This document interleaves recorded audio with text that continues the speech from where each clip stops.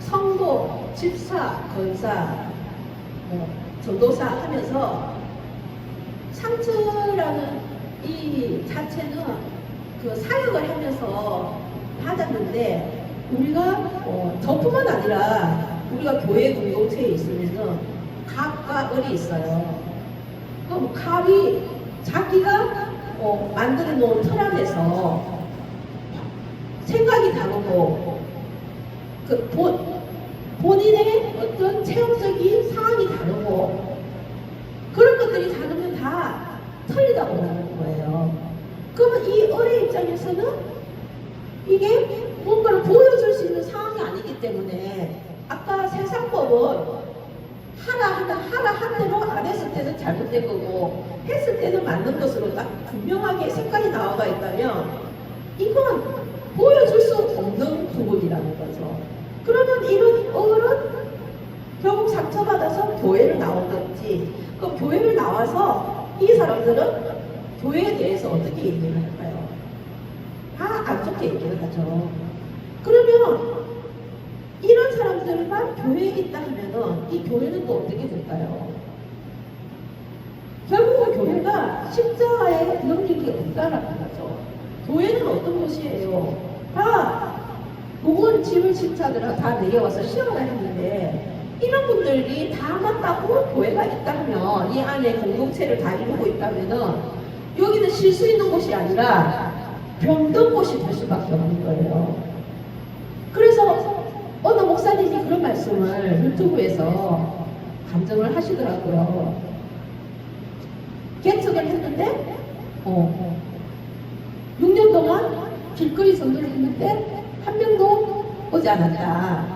그런데 어느 성도가 우리 교회는 개척교회냐 큰 교회냐 라고 물었을 때 자기가 생각했던 그 목사님이 생각했던 것은 개척교회라고 생각했던 것은 교회에 성도가 많이 있어야 되고 부흥돼야 되고 물질도 많이 있어야 되고 장소도 넓어야 되고 그렇게 되었을 때 조건이 되었을 때에 큰 교회라고 얘기를 생각을 했었기 때문에 본인은 항상 자기 교회를 개척교회라고 생각을 했는데 그 자매는 우리 교회는 큰 교회라고 얘기를 하는 감정을 들은 적이 있습니다.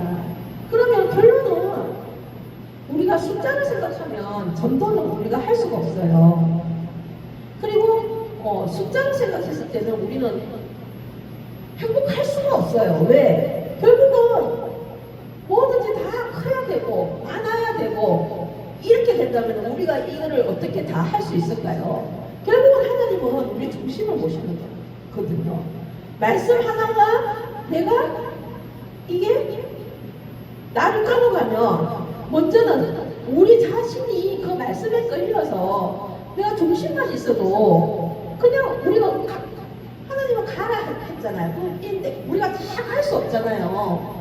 결국은 우리가 있는 곳이 복음을 전하는 곳이고 우리가 그런 가는 곳이 다 복음을 전하는 곳인데 우리가 그곳에서 또 다 전하지를 못해요. 왜? 세상에 우리가 지배를 받기 때문에. 그래서 우리는 우리 세상 안에 있는 법은 결국은 내 자아라는 거죠. 자아.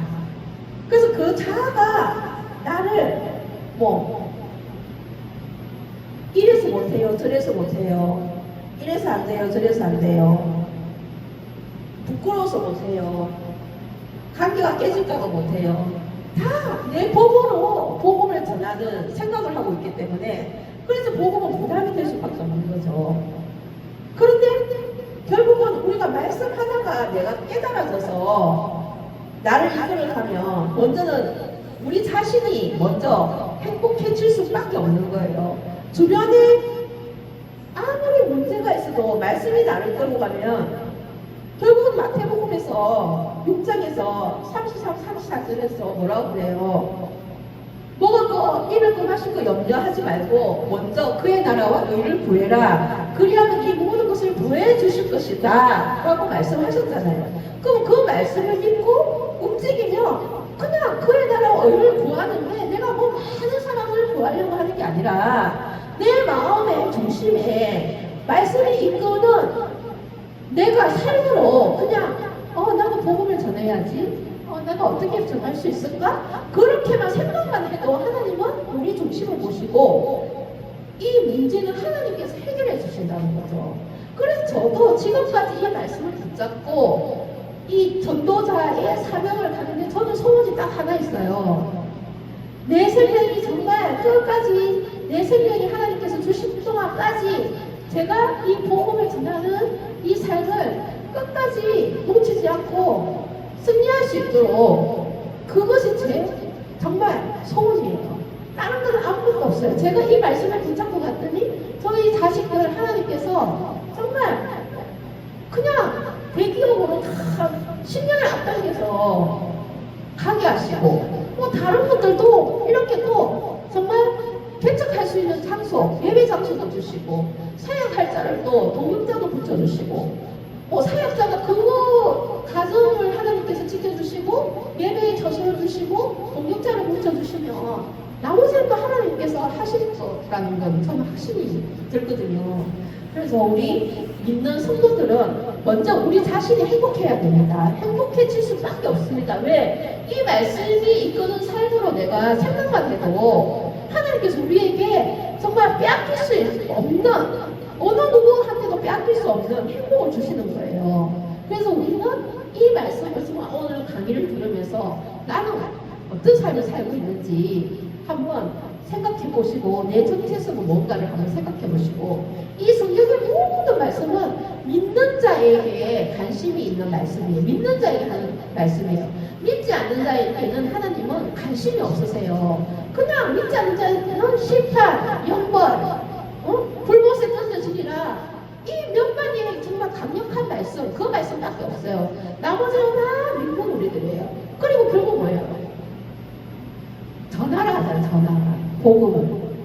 하나님의 진리의 말씀을 온 세상에 전하라는 거죠.